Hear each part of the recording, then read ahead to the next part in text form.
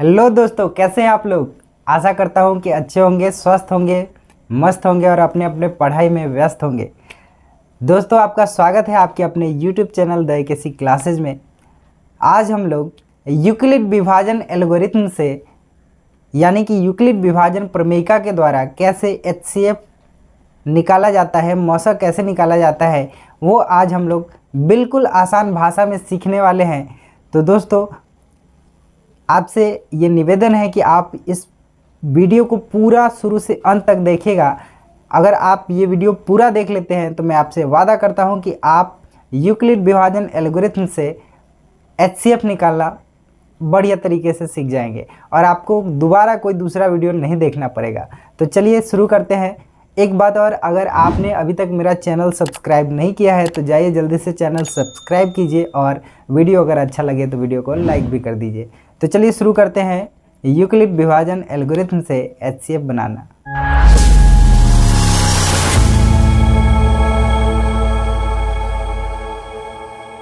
दोस्तों, सबसे पहले हमको ये जान लेना होगा कि यूक्लिड विभाजन एल्गोरिथम आखिरकार है क्या। इसके लिए मैं आपको एक उदाहरण देता हूँ। जैसे 21 है, इसको मुझे भाग देना है 5 से, तो मैं क्या करूँगा, 5 से 21 को जब भाग लगाऊंगा तो ये 4 बार में 20 आएगा और हमारे पास शेष जो है 1 बच जाएगा। और आपको पता है कि ये है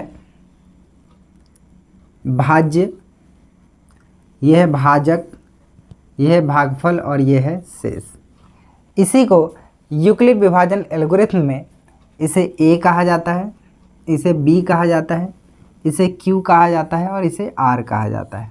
ठीक है, ए बी क्यू आर। अगर हमको 21 दोबारा लाना है तो हमको क्या करना होगा, 21 के बराबर इसको गुना करना होगा, यानी कि 5 और 4 को गुना करना होगा और उसमें जो शेष हमारा यहाँ पे 1 है उसको जोड़ देना होगा। मेरा फाइनल आंसर जो है 4 पंचे 20 और 1 21 आ जाएगा। ठीक उसी तरह इसको आप देखिए, जैसे हमने यहाँ पे 21 को यहाँ लिखा वैसे ही ए को यहाँ लिखेंगे। 5 और 4 में जैसे गुना किया वैसे ही बी और क्यू में गुना करेंगे और शेषफल को जो है जोड़ देंगे। तो हमारे पास फाइनली प्राप्त होगा ए बराबर बी क्यू प्लस आर। जहाँ पे ये बात ध्यान रखना है कि b जो है, ये b, ठीक है, वो हमेशा जो है r से बड़ा होगा। ठीक है, b जो है हमेशा बड़ा होगा किससे, r से। और r जो है या तो 0 के बराबर होगा, या तो 0 के बराबर होगा या 0 से बड़ा होगा, है ना। शेषफल कभी कभी 0 भी हो सकता है या 0 से बड़ा 1 2 3 कुछ भी हो सकता है, लेकिन याद रहे कि इससे ये हमेशा छोटा ही रहेगा, यानी कि b से r हमेशा छोटा रहेगा। ठीक, चलिए अब हम लोग सवाल पे आते हैं। सवाल बना के देखते हैं कि सवाल बनता कैसे है। तो दोस्तों, ये रहा हमारा पहला सवाल कि 135 से हमको 255 में जो है भाग देकर एचसीएफ यानी कि मौसा ज्ञात करना है। तो देखिए, हमको क्या करना है कि 135 से जितना ज़्यादा से ज़्यादा लगा सके, क्योंकि इसको एक ही बार में ज़्यादा से ज़्यादा लगाना होता है। तो हम देख रहे हैं कि 135 में अगर 2 से गुना करते तो 270 आ जाता है, जो कि 255 से ज़्यादा है। तो हमको एक ही बार लगाना होगा। तो एक बार से अगर हम लगाते हैं यहाँ पे तो 135 जो है यहाँ पे आता है और हमारे पास शेषफल बचता है 0 2 1 120।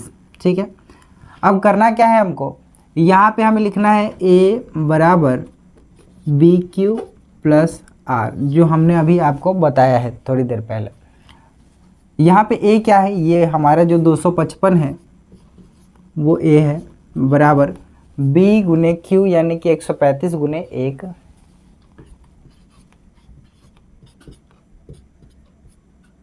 प्लस r यानी कि शेषफल क्या है 120। इस प्रकार हमारा जो है यहाँ पे एक चीज़ और लिखना है कि यहाँ r बराबर नहीं है अभी तक 0, r बराबर अभी तक 0 नहीं आया है। अब आप देखिए फिर 120 को ऐसे घेर देना है और फिर इससे ठीक यहाँ वाला जो 135 आप देख रहे हैं इसको यहाँ लिख देना है। ऐसा आप लोग बचपन में पहले भी बनाए होंगे। 120 से 135 को लगाना है तो फिर से हम 1 से ही लगाएंगे, तो यहाँ पे 120 आ जाएगा।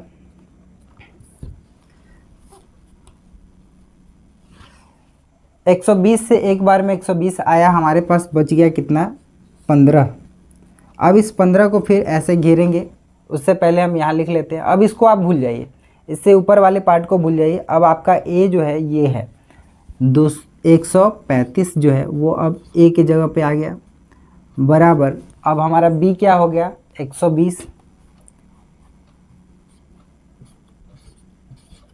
गुने q क्या है 1 प्लस r यानी कि शेषफल क्या बचा है 15। अभी भी r बराबर नहीं है 0। ये हमको लिखते जाना है तब तक जब तक कि 0 नहीं आ जाए। अब आप देखिए 15 यहाँ पे आ गया और ये 120 जो है यहाँ पे आएगा। 15 से 120 लग जाएगा पूरा पूरा, 8 बार में 15 8 120। फाइनली यहाँ पे जो है हमारा 0 आ गया। तो हम लिखेंगे, अब इससे ऊपर सभी को भूल जाना है। अब हमारा a के जगह पे है 120 बराबर b गुने q यानी कि 15 गुने 8 प्लस r। अब शेषफल क्या बचा 0, तो हम कह देंगे कि यहाँ पे r बराबर आ गया है क्या 0। और यहाँ हमें लिखना है कि अतः यह प्रक्रिया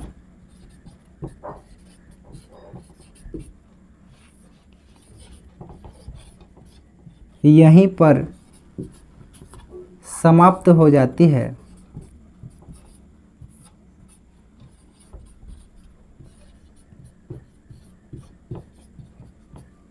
समाप्त हो जाती है, अतः यह प्रक्रिया यहीं पर समाप्त हो जाती है। 135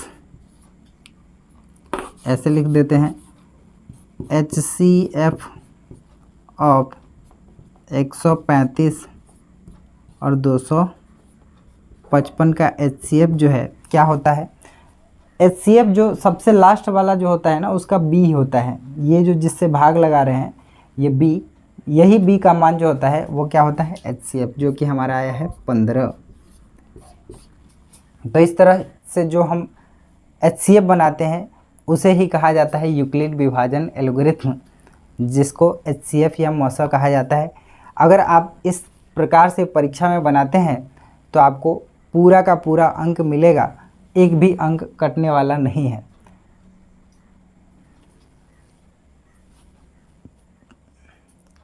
तो दोस्तों आशा करते हैं कि मैंने जो आपको बताया है आप इसी आधार पे और भी सवाल बना सकते हैं, और सारे सवाल इसी तरीके से बनाइएगा परीक्षा में ताकि आपका एक भी अंक नहीं कटे।